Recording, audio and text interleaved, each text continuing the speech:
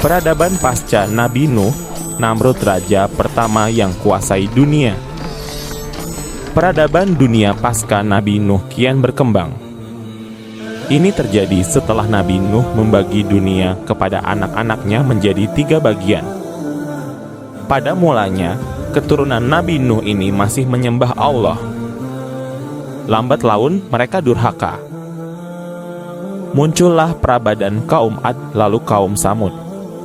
Setelah Allah menumpas 2 kaum ini muncul di Babilonia, peradaban yang tak kalah maju. Di sini lahir tokoh penting, Namrud bin Kan'an bin Cus bin Sem bin Nuh. Dialah raja pertama yang menguasai dunia. Para sejarawan umumnya menyepakati bahwa tidak ada yang selamat dari banjir tersebut selain Nabi Nuh dan orang-orang yang bersamanya di dalam bahtera. Bahtera tersebut berlayar selama 6 bulan, hingga akhirnya berlabuh di atas tempat bernama Bukit Judi. At-Tabari dalam bukunya berjudul Tarik al-Rusul wa al-Muluk mengutip hadis yang diriwayatkan dari Abdul Aziz bin Abdul Ghafur. Rasulullah berkata, Nuh naik ke bahtera pada hari pertama Rajab. Dia dan semua orang yang bersamanya berpuasa. Bahtera melaju bersama mereka selama 6 bulan sampai bulan Muharram. Bahtera berlabuh di Bukit Judi pada hari Asyura, dan Nuh berpuasa dan memerintahkan semua hewan liar dan peliharaan yang bersamanya untuk berpuasa sebagai rasa terima kasih kepada Allah. Selanjutnya, dalam Al-Quran disebutkan dan difirmankan, Hai bumi, telanlah airmu, dan hai langit, berhentilah. Dan air pun disurutkan, perintah pun diselesaikan, dan bahtera itu pun berlabuh di atas Bukit Judi. Dan dikatakan, binasalah orang-orang yang zalim. Al-Quran Surat Hud ayat 44. Ahli geografi asal Arab Ibnu Khordadbih pada abad ke-9 mengatakan bahwa lokasi Gunung Judi berada di tanah Asyur atau Al-Akrat.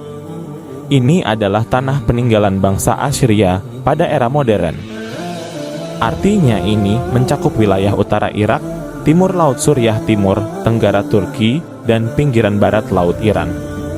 Nuh sudah membagi wilayah bumi kepada putra-putranya.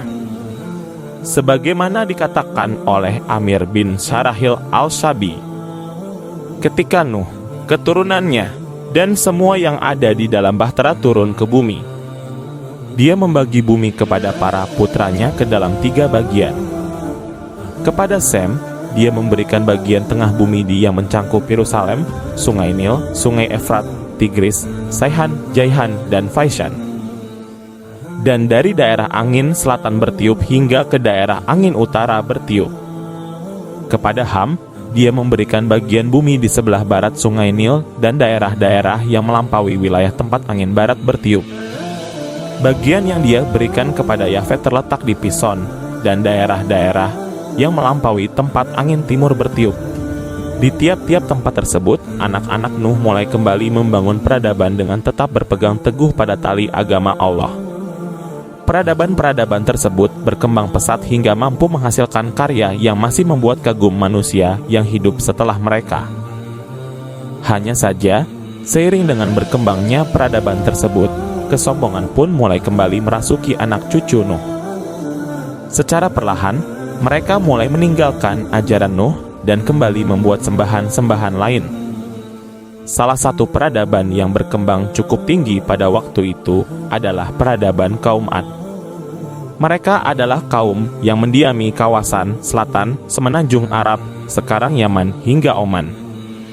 Mereka dianugerahi Allah tubuh yang kuat dan sempurna hingga mampu membuat bangunan-bangunan tinggi dan megah yang tidak ada padanan pada masanya.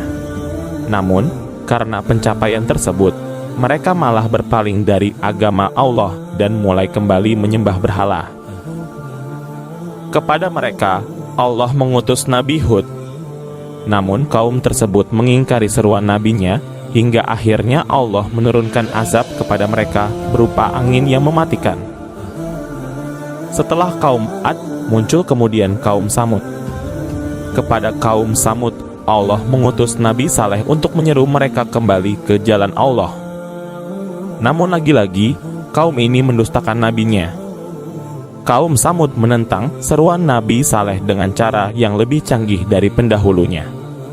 Mereka bahkan sempat meminta bukti yang nyata kepada Nabi Saleh, sehingga Allah mengabulkan permintaan mereka dengan menurunkan mujizat berupa unta yang keluar dari bebatuan. Tapi mujizat ini, alih-alih membawa mereka kembali pada agama Allah, malah membuat sebagian besar dari mereka makin tersesat. Allah kemudian mengazab mereka dengan azab yang pedih, sehingga memusnahkan kaum yang durhaka itu meskipun mereka tinggal di dalam gunung batu yang kokoh. Raja Namrud. Setelah era kaum Ad dan Samud, peradaban manusia terus berkembang pesat. Di sekitar tepian sungai Eufrat dan Tigris muncul peradaban Babilonia. Mereka mewarisi keahlian kaum Ad dan Samud dalam membuat bangunan yang tinggi dan memahat bebatuan. Sejurus dengan berkembangnya kemampuan teknis mereka, kemampuan strategis mereka pun berkembang pesat. Sehingga mereka mampu mengatur tata kehidupan masyarakat yang kompleks, kosmopolitan, dan dalam skala paling luas pada masanya. Dan puncak kejayaan Babilonia ini terjadi ketika mereka dipimpin oleh seorang penguasa bernama Namrud bin Kan'an bin Cus bin Sembinu. Menurut At-Tabari, berdasarkan riwayat dari Musa bin Harun, Amr bin Hamad, Asbad, Al-Suddi, Abdul Salih dan Abdul Malik, Ibnu Abbad, dan Murrah Al-Hamdani, Ibnu Mas'ud dan beberapa sahabat Nabi lainnya, bahwa raja pertama yang menguasai seluruh dunia, dari timur hingga barat, adalah Namrud bin Kan'an bin Cus bin Sembinu. Ada setidaknya 4 raja yang pernah menguasai seluruh dunia. Mereka adalah Namrud, Sulaiman bin Daud, Zu Al-Qarnain, dan Nabukadnezar, 2 beriman dan 2 durhaka, ujar At-Tabari. Babilonia pada masa itu adalah sebuah ibu kota dari rezim kekuasaan global. Di tempat inilah tata nilai dan sistem peradaban dunia dibentuk dan diproduksi. Pada era Namrud, level kedurhakaan yang mereka lakukan kian dalam dan kompleks. Ada di antara mereka yang menyembah benda-benda langit, ada yang menyembah patung, ada yang menyembah api, dan bahkan ada yang menyembah raja itu sendiri. Kepada kaum inilah Allah mengutus kekasihnya yang bernama Nabi Ibrahim.